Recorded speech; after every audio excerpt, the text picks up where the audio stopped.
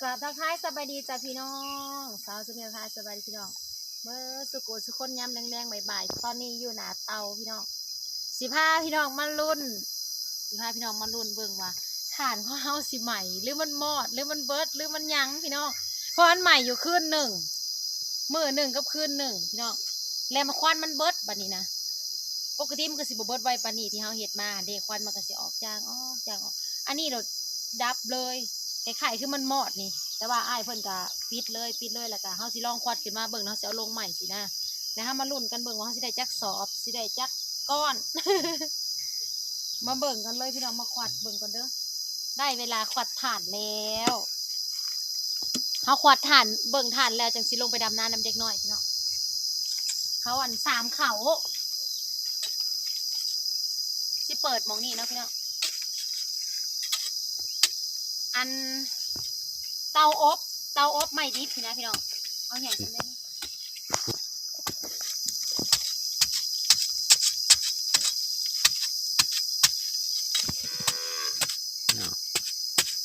ฝนสิตกเคยน้องมือนี่มันหมดหรือมันได้พี่น้องรุ่นนำกันเลย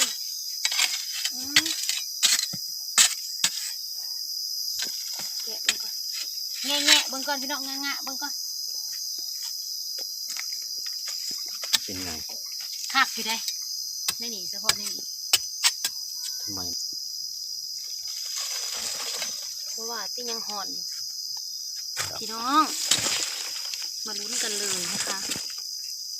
ว้าวหัวใหม่ได้พี่น้องตกใจพี่น้องเห็นเลยพี่น้องจะตกใจน้ำเสาสุปนี้ว่ามันจะออกมาคือลายแต่ฐานนะ คือว่าไม้มีแต่ไม้ใหญ่คุณโอเคเละแล้วก็ไม้ตายก็ไม้เป็นพี่น้องเลยเฮาผสมกันนะ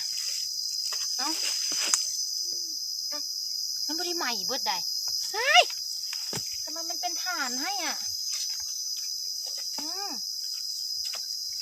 คิดมาได้เบอร์สอบ1 2 สอบแล้วภาษีอันนี้คือซื่อๆนะพี่น้องบางแน่นี่พี่น้องนี่คือฐานเลยฐานทั้งนั้นนี่นะพี่น้องว้ายเย้พี่น้องได้ฐานคิดว่าสีอัดไว้แล้วก็สีเอาขึ้นมาแล้วเขาสิเอาลงใหม่เนี่ยนี่นะพี่น้องเลยบอกคิดว่ามันสิออกมาเป็นฐานคิดว่าบ่ใหม่แน่ๆว่ะนี่เหลือส่วนน้อยเดียวหนึ่งค่ะน่ะพักดีพี่น้องเนี่ยไปใส่ถุงมือก่อนใส่ถุงมือหน่อยมาเดี๋ยวสาวสุธีสิลองอันเก็บออกมาให้เบิ่งจากเล็กแล้วสิให้อ้ายเพิ่นลงเพราะว่าเราไม่สามารถจะลงไปตรงนั้นได้มันหายใจบ่ออกเป็นถาดก็เลยพี่น้องหักแห้ง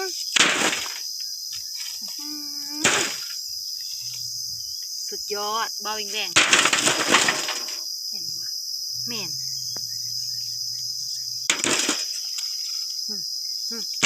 นั่นเป็นอันนี้คือเก่าพี่น้องเลิศมากเห็นดิเบาแหว่งก็แสดงว่าเป็นถ่านพี่น้องมาเบิ่งไม้ใหญ่น้ำกันฮะมันคือคักพี่น้องบรินะเป็นห่านเลือดสนเบิ่งตัวใหญ่ก่อนเด้อมันโยดเขาอัดหูแพรวันหูไฟมันละหมาดมันละมอดบ่มันโยดแต่ว่าแต่มันก็ได้อยู่เด้เพราะว่าเฮาอันเป็นอันถ่านอันไม่ตายเนาะเบิ่งเด้อนี่ถ้าตัวไม่ตายมันอาจจะไหม้เบิดเดียวพี่น้องมาเก็บเห็ดงามๆเหมือนกันเลยพ่อ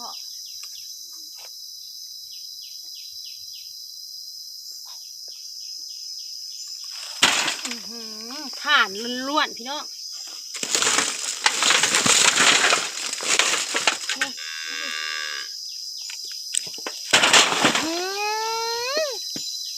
หักเลิศ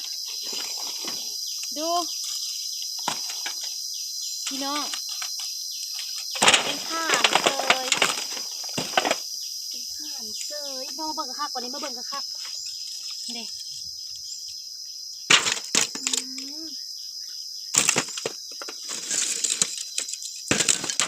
เป็นเหมือนเซยเนาะมันไหมมือหนึ่งกับคืนหนึ่งได้นี่พี่น้อง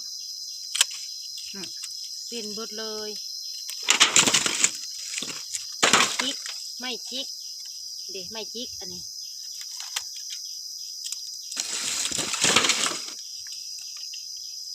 เดี๋ยวสิเอาตัวนี้ออกมาตัวใหญ่ๆนี่ก็เป็นถ่านเบิดเพาะสุดยอดมากเลือดเนาะ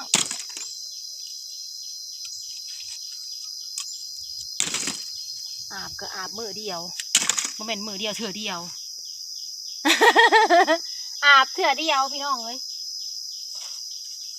อาบเถื่อเดียวอาบเถื่อเดียวมาแล้วมางมเบิ่งรถคือจังหวะ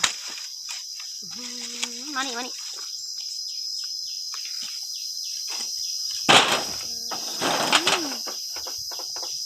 ขักแห้งมาบัดนี้มันใหญ่พี่น้องเดี๋ยวจะให้อ้ายเพิ่นลงไปบัดนี้เดี๋ยวจะให้ตากล้องลงไปเดี๋ยวเปลี่ยนกันพี่น้องจ้าเดี๋ยวซาซูมิจะเป็นมือกล้องมันขักแห้งมาให้อ้ายเพิ่นลงพี่น้องเอ้ยเปลี่ยนกันอันนี้ของสาวสุปนี้เอาขึ้นมาเดี๋ยวมันสิเขาหูดังหน่อยฉันที่สิเขาคือเก่าแล้วพี่น้องเอ้ยเพราะว่าสิไปคดเก็บใส่กระสอบบัดนี้เขาหูดังหน่อยเดี๋ยวอันสิพายอ้ายเพิ่นผ้าอันซุ้มฐานขายอยู่เราจะไปเฮ็ดหูดังใหม่ เงินขายถ่านนั่นได้เงินขายถ่านนะสิพาไปเฮ็ดหูดังใหม่เพิ่นว่าขายถ่านซะก่อนได้เงินขายถ่านอ้ายสิพาไปเฮ็ดนมใหม่โอ้ยแต่งให้ฉันแน่ขายถ่านไปเฮ็ดนมว่าซะเพลงใหม่ก็ใหม่เบิดใหม่เบิดยังวะพวกไม้นี่นะไม้พวกใบตายพวกหนาไฟนี่จักอันนี้ไม้ยังสะดินะไม้เป็นหรือไม้ตายผสมกันไม้ตายกับไม้เป็นไปเอามาอีกอันนั้นนะมาห้องอีกทงมือกับบ่มีทั้งไม้เป็นคือบ่แปลโทนี่ไว้มองนะพ่อ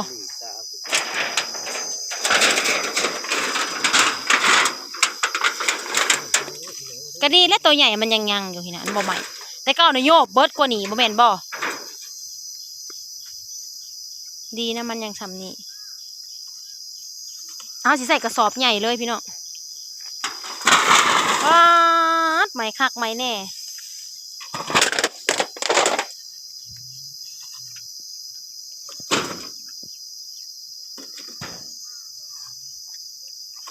ไงพี่น้องเอ้ยบัน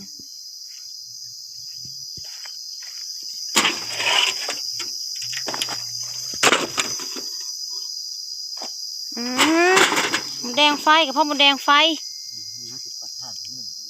มันปบฝนสิตก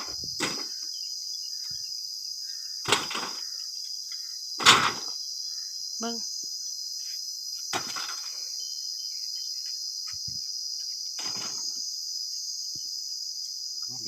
ได้เงินมาหาเล็กใส่ไผ่มะนาวนะลงขายเครื่องบ่น้องมะนาวลงขายเครื่องพอดีเบิดถ่านดังนางวะบ้านน่ะสิบ่อัดมันมันเบิดผัดบ่อัดข้างเบิ่งแล้วมีจะถ่านไหลลงก็ใจอัดตะกี้ว่ามันมอดใหม่แล้วเป็นเท่าแล้วมันไปอุดตะกี้เฮาว่ามันมอดเนาะมันเบิดพอดีฮะน่ะเบิดคักเบิดแหน่มันเลยบ่เป็นอันสีฟ้าควันมันคือใหม่ไว้แท้ซะคือว่าเจ้าติดเทื่อเดียวติดมันเป็นถ่านอันนี้เนาะต่อมาแหละมันมอดจ้างแต่ว่ามันเป็นสีฟ้าบัดนี้ก็เพื่อมันสิมอดทันทีพ่อเพื่อมันสิมอดเพื่อเฮาอันอาบเทื่อเดียวหนึ่ง สิได้ทานหลายอยู่พี่น้องเอ้ยถ้ามันบ่ได้นึกว่ามันบ่ไหมได้พี่น้องเอ้ยคิดว่ามันบ่ไหมแท้ๆว่ะสิเอาขึ้นมาแล้วสิเอาลงไหมผัดจบเจือเพราะว่าเฮ็ดนี่ก็สิแบ่งให้น้องดาวนํพี่น้องเอ้ยนางน่ะก็บ่มีดังเตาแก๊สอยู่ว่ะสิได้จักสอบแบ่งกันแม่แก้วแน่ให้น้องดาวแน่แล้วก็สิไปตัดมาลงอีกพี่น้องเห็นดิเขาตัดมือนะ ตัดใหม่ต้นนั้นต้นเดียวกัน สาวสุปนีซื้อเลื่อยมือนะเลื่อยน้อยมาไว้ตัดโกกไม้น้อยบ่แม่นเลื่อยใหญ่ดอกพี่น้องราคา1,000 กว่านะเขาขาย1,700ขาย1,700เฮาก็ต่อเอาได้1,500เลื่อยน้อยพอดีเดี๋ยวมาเลื่อยเนี่ยเลื่อยออกแต่ให้หน้าแล้วหากันเรื่อยๆต้นเดียว1ต้นอันน่ะบ่ได้เอาออกแล้วบ่ต้นบักเดือนะตัดออกเนี่ยกกเดือมันโหกมันบ่เป็นหมากได้เขาเฮานะนี่แต่อันนี้คือกันแล้วต้นมะขามเนี่ยต้นมะกอกนี่ใช่เอาลงเลยต้นมะขามก็เกียนลง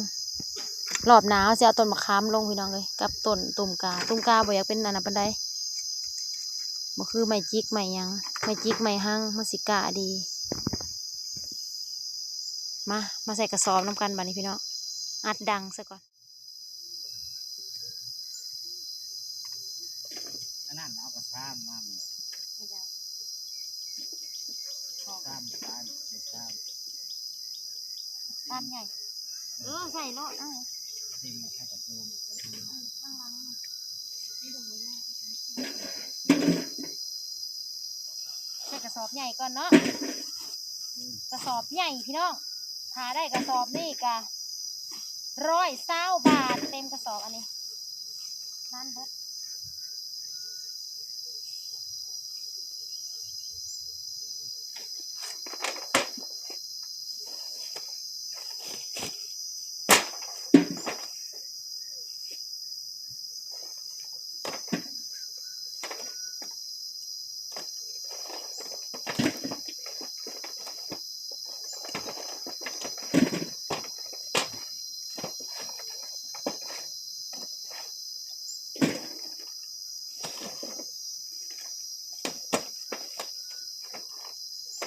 คุณบายกระดาษเจ็ดใส่กระสอบใหญ่กระสอบอันนี้แล้ว100 1ก็บันน้ำมูล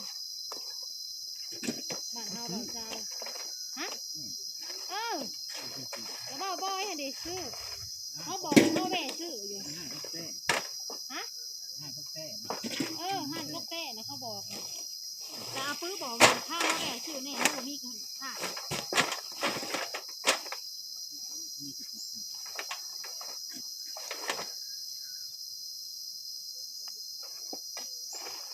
อุ้ยเขาว่าบ้านเขาหลด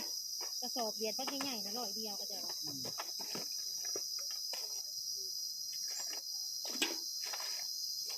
บ้านเจ้าโลห่านกระแพง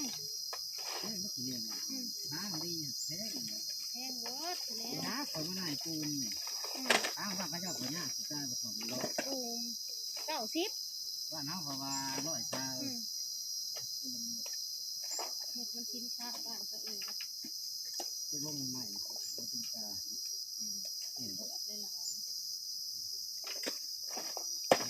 ต้ม การ จ้า มันก็ไปอีกการหนึ่งเลยนี่ทั้งปากไฟถูกไหม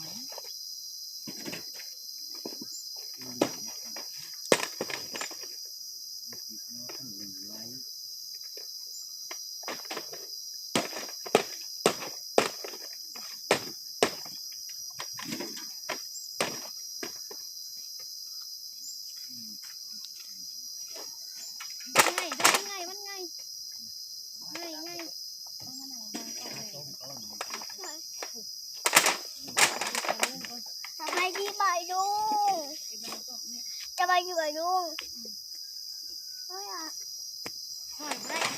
มันจะเขาตาเจ้าตาจะเห็น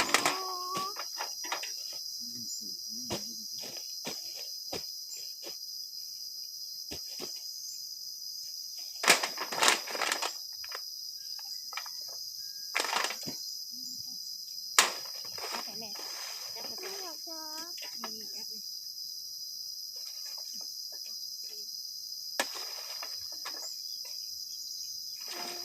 โบจับอะไรบ่ จับศพนี่อ๋อจับศพนี่ไม่ได้เขาตาแดงเจ็บตาให้ทีนะเก่าอันนี้นะไปหาน้องเลยไหมโบฝนสิตกเลยพี่น้องเอ้ยเฮากระปบฝนได้พี่น้องเฮากันไว้ได้อันสอบกับซัมบปีใส่รวมฮิตได้นี่บ่แม่นสิว่างามแท้งามว่าได้พี่น้องดีกาบมันก็มีได้กาบมันก็ใส่แก่นมันก็ใส่พี่น้องเอ้ย2 4 6ได้6 สอบพี่น้อง6 สอบ7 สอบนี่ละยังขวดประทันนั่นแล้วซ้ำประเทศไทยอย่ากินข้าวต้มขนมเลยฝนก็สิมาเพราะฝนมันบ่แม่นมันใหม่เบิดซ้ำพี่น้องเอ้ยมันบ่ใหม่สรุปแล้วนะมันบ่ใหม่มันยังอยู่อันสนหนึ่งพี่น้องเอ้ยบ่ใหม่นะป้าพี่น้องปองปลายฝนตกดอกไม้กกเปื่อยหรือกกอีหยังน่ะดอกไม้ขาวๆนะพี่น้องอยู่ป่าบ่โผเย็นจ่อยๆมองผู้ตกแล้วบัดนโมงฝนตกเลยพี่น้องเอ้ยทางน่ะฝนตกประเทศไทยทางผู้